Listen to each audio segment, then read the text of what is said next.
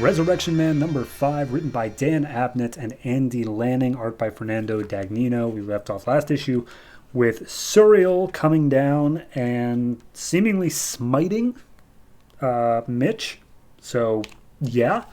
This issue picks up with the body doubles and Daryl standing around the just ashes where Suriel's like, be not afraid. This isn't as bad as it looks. Maybe I actually just did what I intended to do. Maybe I actually just killed him. Maybe he's going to heaven. Let's see what happens. So she pulls out her phone, makes a call. She's like, hey, yeah, so I kind of, killed him. He resisted. So could you just, look out the window and see if you see him floating on up there? Yeah, just take a look. And then we get a cut over to, I'm assuming, the present. It doesn't say that it's a time change. So it's a bloodied up Mitch. He's being brought in on a hospital gurney. And he's raving about whether or not he's alive or dead. And this nurse is like, hey, okay, what's your name? And it's like, Mitch. And he's like, okay, well, you're in safe hands with sweet dreams, as she uses a sedative to put him to sleep. And then we get 3 years ago. And this is Mitch's backstory. Finally have something. It is a demilitarized zone that has a lot of military and Deathstroke. Because, of course, Deathstroke. And he's hopping around. He's taking out radicals. And he says once they're all killed, the area is secure and Shelley's team can move up, and we see Mitch Shelley and a bunch of other military types walking up. There's two guys, Mitch and I'm forgetting the other one's name. It is Hooker.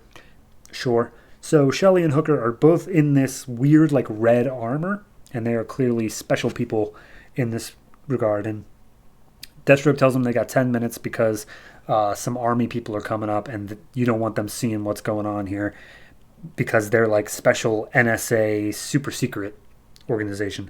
So they're looking around at a bunch of wounded soldiers. And Shelley is just the biggest dick. I cannot overstate this enough. He doesn't remember anybody's names despite the fact they're printed on their things. He wants to fire anybody just for talking to him the wrong way. We see that the job that they're doing is they're going around getting some sort of wounded soldiers and giving them a dose of something. And we're not clear as to what it is, but they're saying, all right, anyone who looks like they can be a successful trial, pick them up, get ready to go. Mitch is talking about the suit, this red bubble around him, and it's described that it's a personal force field pretty much. It costs $2 billion to make, but it'll keep them safe out here in the open. At one point, we come across this soldier who's on life support and is being given the dose, and Shelley's like, hey, take him off the life support.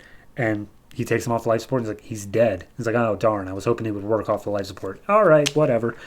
So time ran out. They bag everybody up, take some coppers out of there, and bring them to a secret location.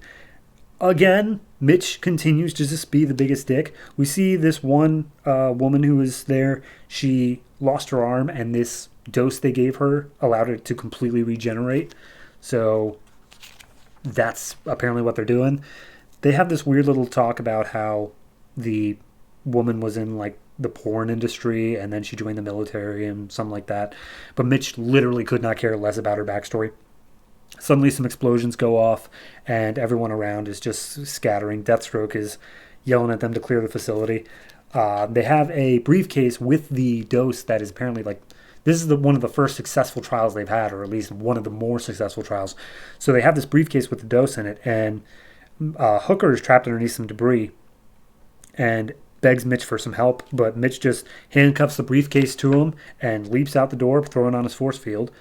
And as he lands from an explosion, he yells out to Hooker for help, which of course isn't coming. He sees his arm is completely blown off with the briefcase over next to him.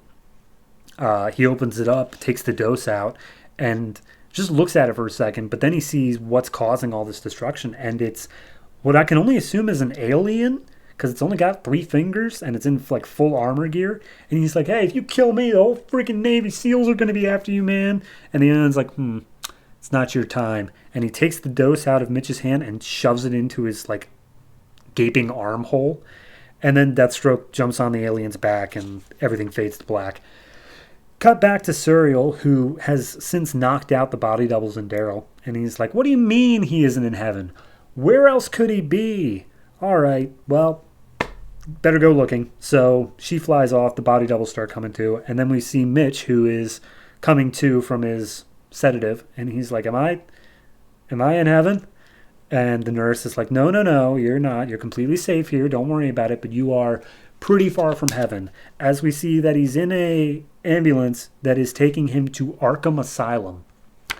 And that's where we leave off. I am so happy we finally got just the tiniest bit of answers as to what Mitch's history is. It's not enough to completely ruin all the mysteries of like what is the dose? That's still there. Like, what exactly, how is he able to return from the dead? What does this do with any of that stuff? What was that alien that they introduced? Like, it explained something and then opened up a bunch more questions with it, which is perfect for a mystery title like this, and I am so down for it. The art is also fantastic the whole way through.